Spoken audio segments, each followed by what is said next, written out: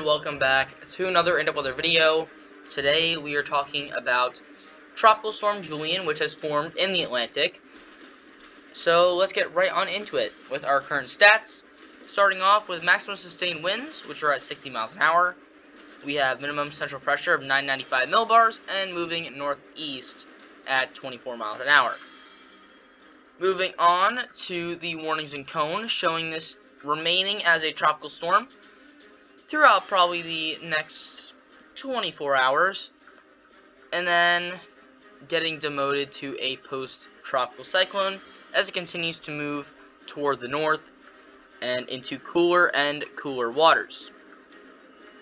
Now let's move on to our arrival time of winds with 5-day wind speed probabilities, showing a 100% chance of tropical storm force winds through Monday at 8 a.m.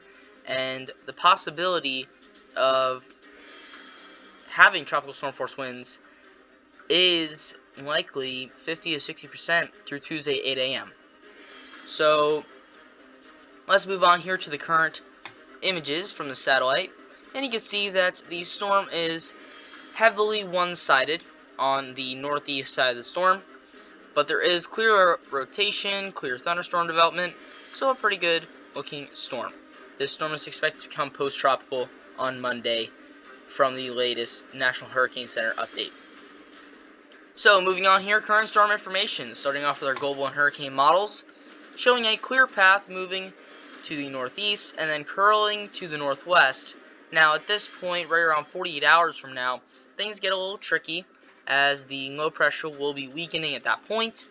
You could see this move back toward Greenland or off toward the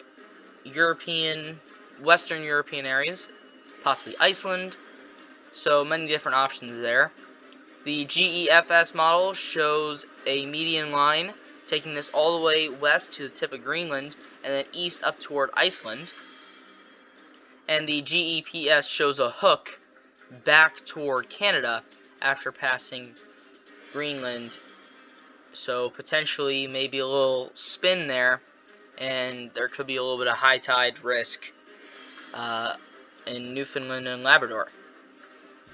So intensity guidance. Some models are showing this strengthening, potentially almost to a Category 1 hurricane, before getting demoted back to a tropical storm, but all the models have it below that threshold. But most models do have this staying right around mid-grade tropical storm strength, and then steadily declining after the next 24 hours, before right around 84 hours from now, this starts to weaken back into a tropical depression. Weather nerds, this is the European Ensemble, showing that hook back toward Canada, very similar to the GEPS. Then here is the HWRF model. So we're going to be just looking at the strength of this storm, and you can see here that it is going to strengthen just a little bit, 996 to 995 millibars, even down to 992, and then eventually it will, you can see here that right now, very tropical look, then you get that more extra tropical look where most of the rainfall is on one side of the storm, and the rest is basically very far out of the storm. So that's really it. So once we get through past tomorrow, this storm will spread out, become extratropical, and continue to move throughout the North Atlantic.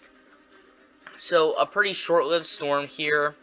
Not one that we really have to worry about, but just something to keep noted, especially if you live in the northern areas right along the coast, so Iceland, Greenland, northeast Canada.